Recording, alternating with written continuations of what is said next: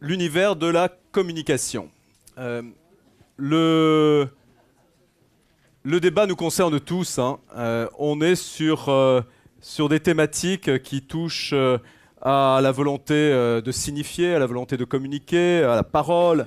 Les trois intervenants que nous allons entendre dans un instant dans le beau panel de cette journée vont nous instruire d'approches différentes dans lesquelles s'informer, questionner, raconter, écrire sont non seulement un acte d'humanité, mais un acte d'humanité au pluriel. Qu'est-ce que c'est que la communication à la base ? Juste le mot. Hein. Nous sommes normalement dans une action qui doit créer de la relation. Hein, à partir d'un message, ce message qui doit être normalement diffusé à une audience et qui est censé entretenir l'image, notamment l'image de marque. Bon, ça, c'est la définition basique. On est dans la réactivité, dans la production de contenu, oui, beaucoup de contenu, dans les outils, dans l'image, mais nous ne sommes plus dans la relation ni dans les messages. Et comme disait Volton, et déjà il y a quelques années de cela, nous sommes beaucoup plus aujourd'hui dans l'information et pas dans la communication. Et donc, informer, ce n'est pas communiquer. On doit aussi diffuser, mais aussi interroger et écouter. Et donc, on est dans le « et ». L'autre mot, il est dans la communication, c'est le « co ». Comment on peut coproduire, co-animer. L'autre point, j'ai engagé... cet engagement est très attendu, on va dire, dans la communication.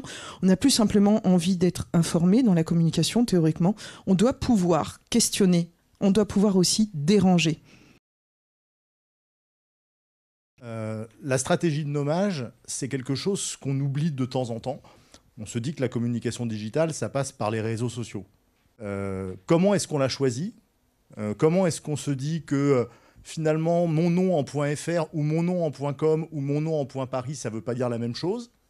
Ces questions-là, souvent, c'est les agences de com qui se les posent pour vous. Essayons de nous rappeler que c'est quelque chose qui fait sens, qui dit quelque chose, et ce n'est pas juste une commodité technique. Et en fait, je vais appuyer seulement sur peut-être deux trucs, un au moins. Un, la nécessité d'être conscient du monde dans lequel on vit. Rappelez-vous, ça c'était en 95, Internet c'était le danger, c'était dangereux, fallait s'en méfier. Honnêtement, en 2015, ça n'a pas beaucoup changé. Il y a toujours des pouvoirs qui veulent verrouiller Internet. Quelque part, là, on arrive tous du coup à réellement devenir réellement des communicants. On communique tous avec la Terre entière, on commente, c'est super. On est tous un produit et on est tous ultra connectés. Le web est et a toujours été social, mais finalement, même avant le web, on est humain et l'être humain est un être social. La communication à la base, c'est quand même un dialogue. Si on prend tous les sujets aujourd'hui qui nous viennent, on va dire, en termes de défis, nous sommes en train de changer, on n'arrête pas de le dire, d'air et de monde. Sauf que là, aujourd'hui, ça y est, quoi, on n'est plus dans la prise en compte du fait qu'on est en train de changer. Le changement est déjà en marche. Donc, on a besoin de marcher ensemble.